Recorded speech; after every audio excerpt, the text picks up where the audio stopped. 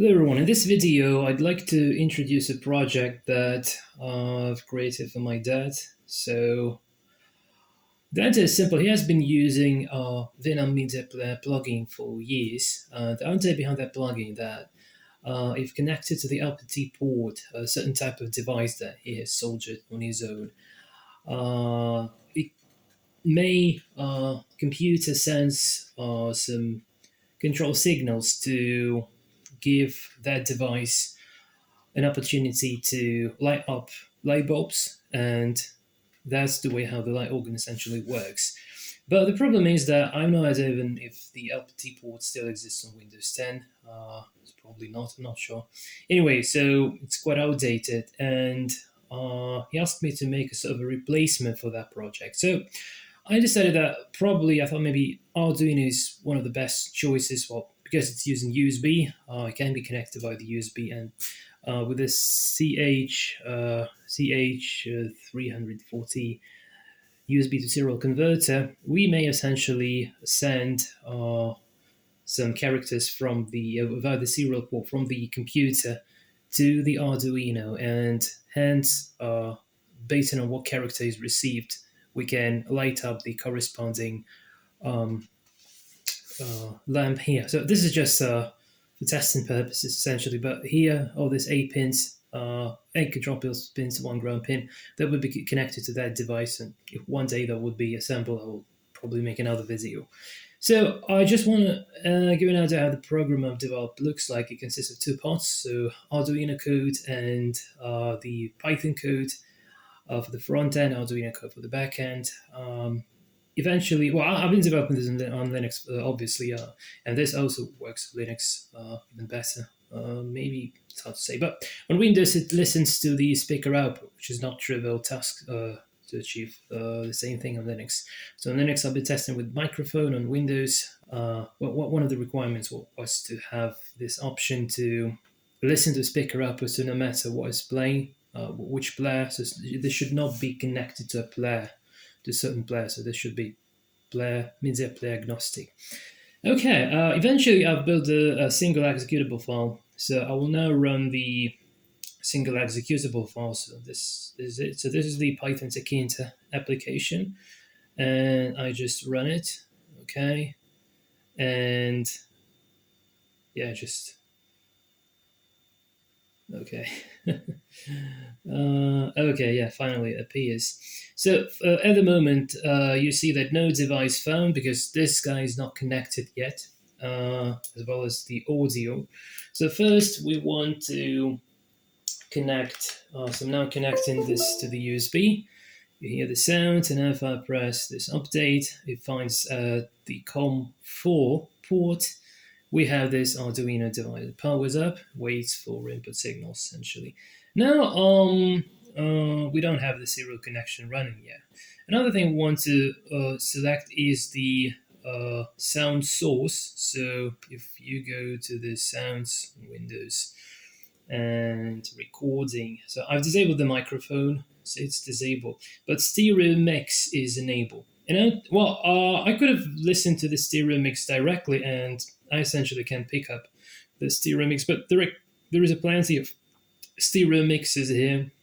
So also works with this Microsoft Sound Mapper. This device also works perfectly well. And then the parameters. So we'll start with the default settings. So we'll be changing the settings on the way. And well, not on the way. I need to stop and rerun this again from scratch. But anyway, okay.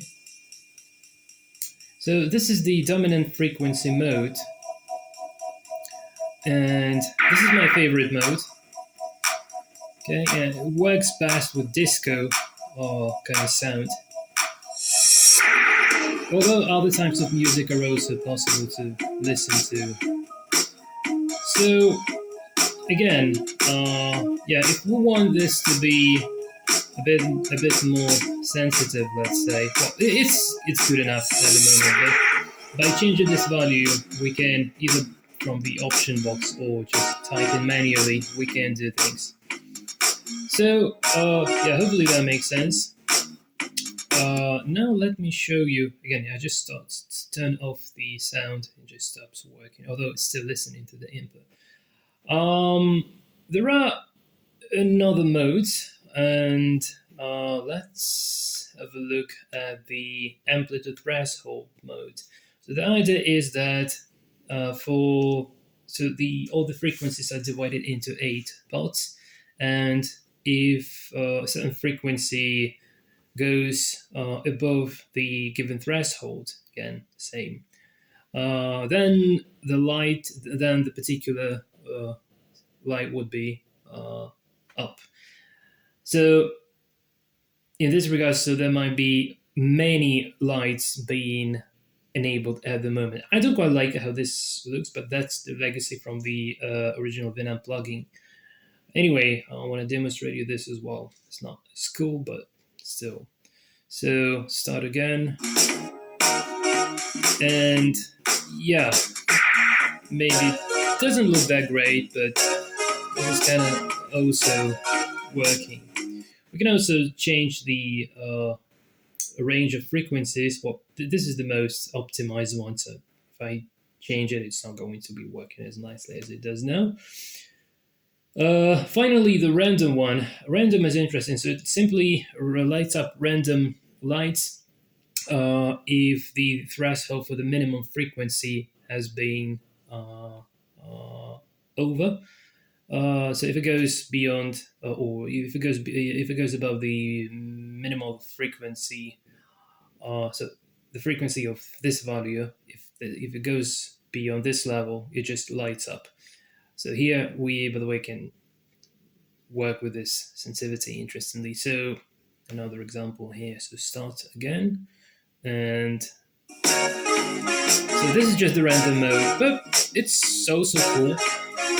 So it just feels like all the lamps are going up, but it's not essentially true. So if I just make the sensitivity like this, then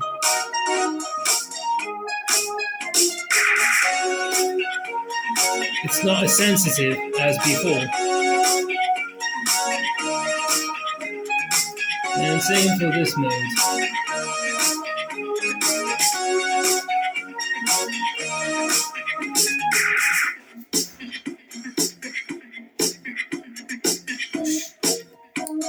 Yeah, with this mode, for some unknown reason, it's not as bright. I have no idea why is that happening, to be honest. So signals are there, but well, this diodes are not, these LEDs are not very like good quality. So this is just for debugging purposes only.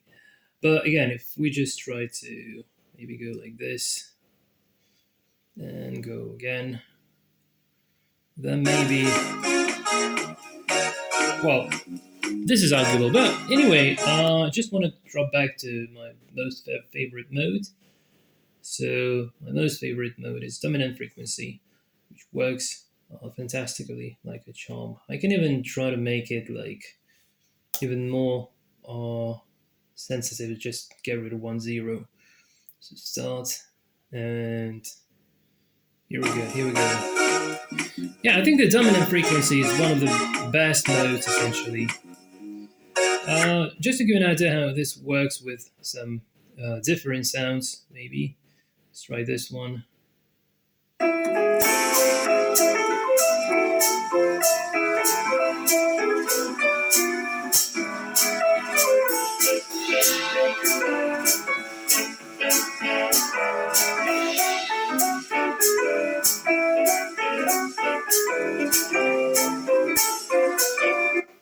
Oh, this one.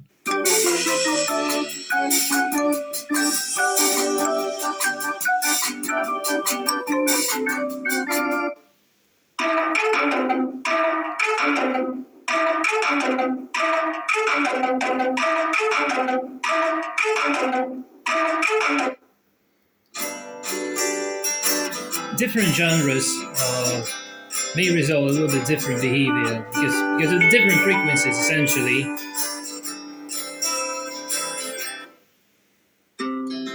Our hearts beat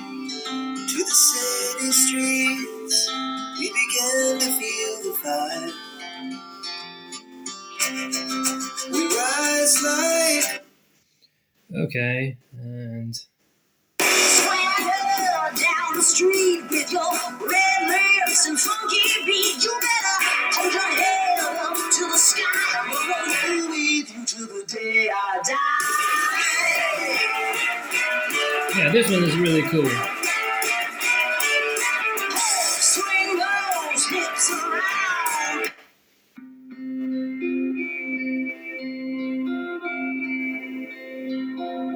Okay. So I hope you got it. Hope you got the idea. So yeah, it didn't even crash during the demonstration, which is cool. So I stop and close this. So again, this might be run as just as the Python Tkinter application. If you're in Linux, it's absolutely the same. Just run it as a Python Tkinter application. But then you need to also specify the device. The list of devices on Linux would be different, as well as the name for a port would be like /dev/tty USB 0, something like that. Okay, I just want to quickly walk through the source code just to give an idea how this works internally. Very, very quick overview. So, the backend part, essentially what is flashed into Arduino 2560 Mega, is the following. So, we just initialize the serial port at this 150 to 100 baud rate.